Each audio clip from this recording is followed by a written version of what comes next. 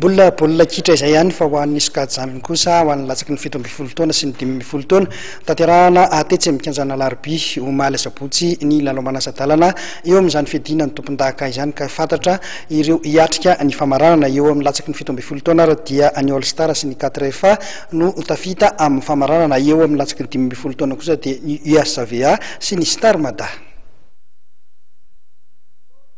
Tafita amin'ny famaranana ny All Star sy ny 4FA eo amin'ny sokajy latsaky ny 17 taona ary ny USAVA sy ny Star Mada ho an'ny latsaky ny 15 taona. Taoriny ny lalao manasa-dalana izay notanterahana teny amin'ny kianjana Alarobia ny asabotsy hariva teo amin'ny fiadina izay ho tompon-daka ny ligy Analamanga eo amin'ny baolina kitra sokajy Sandrany.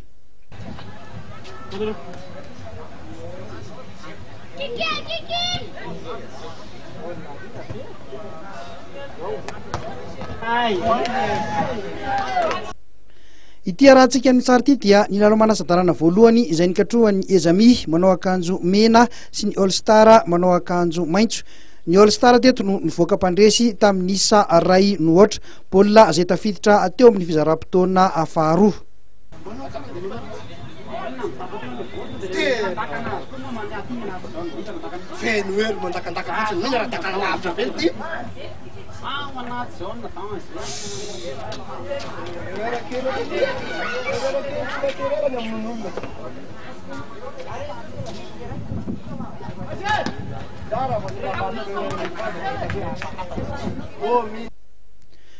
Teo amin'ny manasa-dalana faharoa kosa indray dia ity arahantsika amin'ny sary ity dia nifiorana teo amin'ny Jet Mada manao akanjo fotsy sy ny 4FA manao akanjo manga. Ny 4FA teto no nivoaka mpandresy tamin'ny isa roa no ohatra.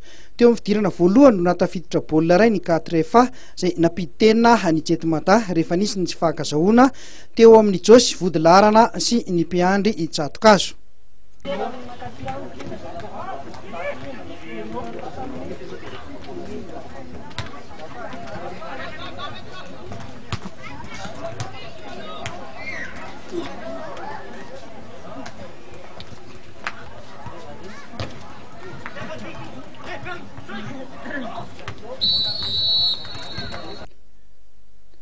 Teo amin'ny fidirana faharoa dia nanindry mafy ny Jet Mada saingy tsy nentina tafiditra baolina mihitsy.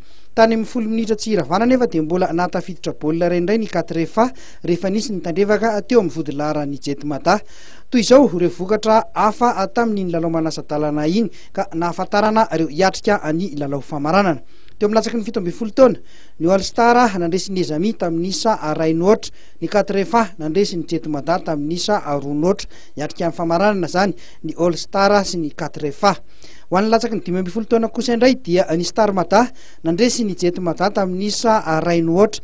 Ny USAVA nanilika ny Sidexoy tamin'ny isa mazava 3 no ohatra. Hiatrika amin'ny famaranana kosa indray zany eto ho an'ny latsaky ny 15 taona ny Star Mada sy ny USAVA.